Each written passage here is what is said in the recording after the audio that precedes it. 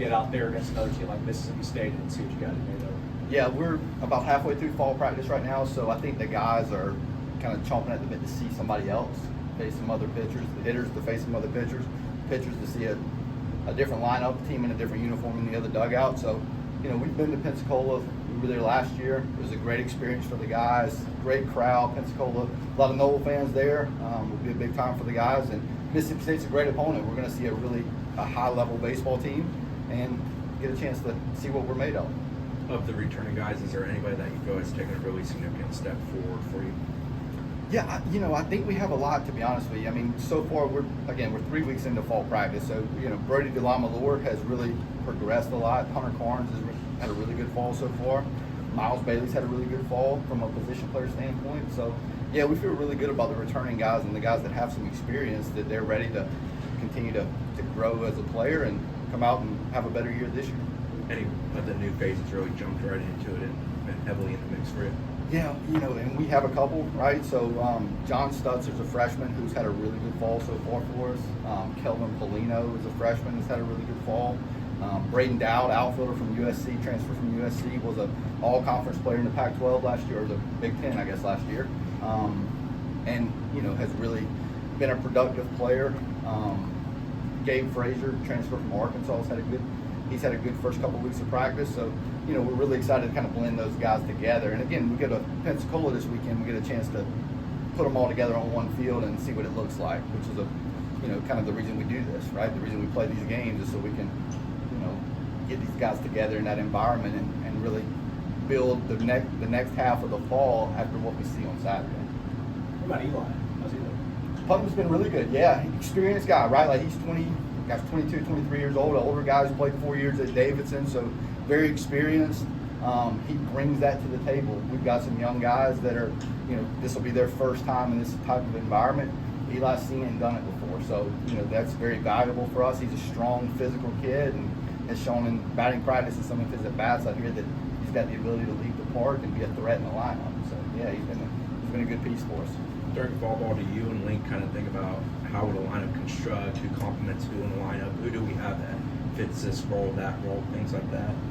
I think there's some thought of that, yes, but we also try to put these guys in as many different situations and different positions as we can to see what the best combination is, right? We've got 7 or 8 different infielders out there, and they're mixing positions every day. Some are playing second, short, third, mixing around every day so that, we see what the best combination looks like. And the same in the outfield. I think we have, the majority of the guys that are out there could play center field. We have, I think, elite athleticism in the outfield. So, giving those guys a chance to get the angles at all 3 different positions, just see what it looks like, and we still got some time to figure that out. But in the back of your mind, you're always thinking of, what would it look like if this guy's leading off, or this guy's hitting third, or this guy's playing short, or, how those things develop. Being able to scrimmage against other teams in the fall has been a thing for a few years now, but as much as it's grown, and as big as that crowd was in Pensacola last year, I know they're expecting that one this year. Just how valuable is that to not just see what they look like against another team, but as close to a real game as you could possibly get with an atmosphere? Well, I do think in the transfer portal age that we're in, your team is new every year, right? And that's just the way it is for everybody, I think. So putting them in this environment, you get to see who can perform when the lights come on, right? Like some of these guys have never played in front of 6,000 people. They've never played against, an SEC type opponent that we're going to see this weekend against those type of arms and in that environment. So, you get them used to that. But also, I think you see things that come out when the guys are in that situation that may not show up when we're inter squatting out here on a Tuesday in front of, scouts and a couple people just wandering by. The adrenaline gets going a little bit. The blood pressure goes up, and all of a sudden you got to go out and perform, and we get to see what they do under those conditions. So that's, to me, that's the biggest benefit, especially on the mound too. And Mike will talk about it, I'm sure, but getting those guys on the mound and being able to perform in that type of environment is huge for the program. With Myles Bailey getting some looks at the outfielder, that's something I'm being displayed on. What is something you want to see? To be his size, Myles is a great athlete, right? So we just want to give him an opportunity to have as many options as he can. He's not I don't think anybody looks at Myles as a first base only type player. And where Miles' next step may be, he may be asked to play the outfield. So we want to give him some reps out there and get him comfortable. And it may be here as well. Like, again, we're evaluating every position and seeing what we have. So, I don't rule out Miles playing the outfield for sure, and that's something we'll look at and talk about. But we're giving him the chance to run around out there a little bit and show his athleticism. And, we have a lot of scouts at these scrimmages as well, so they get a chance to see him out there, which is good for Miles. For BJ Gibson, the baseball only focus, how beneficial will that be for him? BJ's a special talent, right? He's a special athlete. For him to decide to put football down and to get the back half of the fall under his belt, which he didn't do last year, I think he's kind of realized that baseball is where his future is going to be, which, we support that, and I know football did as well. It certainly is going to help him, right? Like, he needs the at-bats, he needs the reps. Walking out in January and trying to jump into this is extremely difficult. He performed very well last year in the limited reps that he got with the buildup that he had to get ready for him. And so, given the extra couple months that he's going to have here to work with us, it can only help. And, he's got some work to do for sure, but that time is going to be extremely beneficial for him. You've been around baseball recruiting a long time. How has it changed with the portal era? And Completely different. This last offseason specifically for you guys, you Yeah. had so many pieces to part. What Yeah. was that rush to rebuild the roster like? Well, I think your team now is 1 year at a time.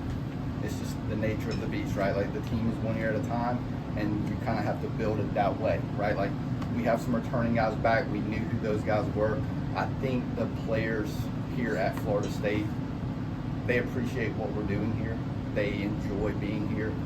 We had a lot of recruits in a week and a half ago and set some of our guys up, and the one thing they talked about in front of the recruits that were here was the environment of playing in front of our fans at Hauser, and how how great that crowd is, and how much fun it is to come out here and compete with them behind you.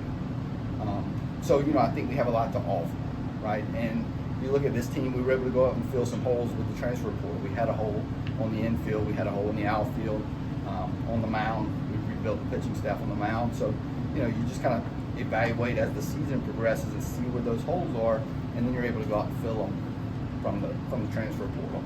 I do think it always starts with the elite high school guys coming in as well. You want to have those guys that can come in and be in the program for 2 and 3 years, or 3 and 4 years. So you have to have a mix of those guys. But again, when you have those holes like we had, losing 11 guys in the draft, you can fill them pretty quick. And I think we did that. I think we were pretty good at doing that this year, and we brought in some really good pieces that are going to help us. Was speed kind of a common desire as you're looking at transfers, or were there other common traits that you're looking for as far as identifying guys in the portal, say, I want a guy like that? Yeah, I think one of Coach Jarrett's building blocks from a position player standpoint is the athleticism, right? The guys that can move around, not guys that are just one position only guys, the guys that have some versatility.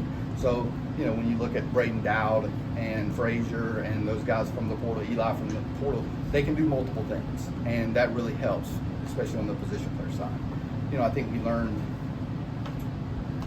if the goal is to win the national championship, which I think it is here at Florida State always, when you get out to that big field in Omaha, that outfield is massive, and you have to have athletes out there that can cover that ground. And so as we're building our team from that point to now, you're looking for guys that can play when you get on the biggest stage. And, I think we had a very athletic outfield last year. I think we'll have the same this year, and that's just part of what we're trying to do. What is it about Link that makes him really well suited for this era, where it's year to year and everything's just kind of on its head? The attention to detail with Link is unbelievable, right? Like, he sees things that I don't think anybody else sees out here on the field, and he's able to verbalize what he sees.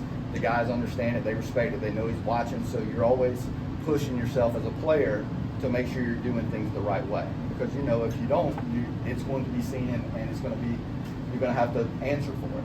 And so, I think that discipline and that focus that he has every day out here at practice, it really pushes the guys.